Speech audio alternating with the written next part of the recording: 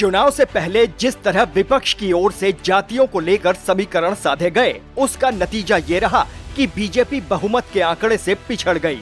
विपक्षी गठबंधन की इस बढ़त में क्षेत्रीयता का भी तड़का रहा और ऐसे में अब जब मोदी 3.0 कैबिनेट के गठन की बारी आई तो यहाँ जातीय और क्षेत्रीय संतुलन बिठाने की भरपूर कोशिश हुई। बीजेपी को सबसे बड़ा नुकसान भले ही यूपी में हुआ, लेकिन पीएम मोदी ने यूपी की हिस्सेदारी के साथ ही जातीय और क्षेत्रीय संतुलन का बड़ा ख्याल रखा है। सीटें कम होने के बावजूद यूपी के हिस्से 10 मंत्री आ गए। वहीं कोशिश ये भी हुई कि हर वर्ग और समाज को सरकार में प्रतिनिधित्व मिले। नए मंत्रिमंडल में जातीय समीकरण के लिहाज से ओबीसी और दलितों की हिस्सेदारी में कोई कसर नहीं रखी है।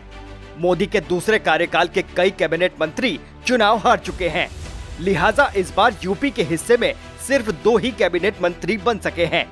पिछली सरकार में यूपी से मोदी समेत कुल 15 मंत्री थे, जिसमें 4 कैबिनेट मंत्री और बाकी राज्य मंत्री।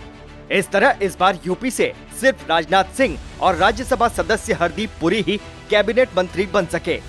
पिछली सरकार में कैबिनेट मंत्री रहे महेंद्र नाथ पांडे और स्मृति ईरानी चुनाव हार गई हैं। इस तरह इस बार यूपी के हिस्से से कैबिनेट मंत्रियों की संख्या भी घट गई। लेकिन हारी हुई सीटों के अनुपात को देखें तो मंत्रियों की उतनी कमी नहीं हुई है। साथ ही सवर्ण और पिछड़ों के साथ दलितों के बीच भी संतुलन साध लिया गया। मोदी ने यूपी के सामाजिक समीकरण का भी ख्याल रखा है। इस तरह इस बार 2 ठाकुर, 2 कुर्मी, एक ब्राह्मण, लोधी, जाट और सिख जाति को भी मौका दिया है, जबकि दलित समाज से भी इस बार 2 नेताओं को मंत्री बनाया गया है। यहाँ तक कि एसपी सिंह बघेल को रिपीट किया है।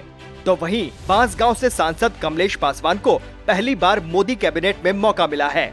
वैसे मोदी सरकार में यूपी से सबसे अधिक भागीदारी ओबीसी को मिली है। खुद पीएम मोदी समेत कुल 4 ओबीसी चेहरों को मंत्री बनाया गया है। इनमें कुर्मी समाज से अनुप्रिया पटेल और पंकज चौधरी शामिल हैं। वहीं लोधी समाज से बीएल शर्मा और जाट समुदाय से आरएलडी अध्यक्ष जयंत चौधरी मंत्री बनाए गए हैं।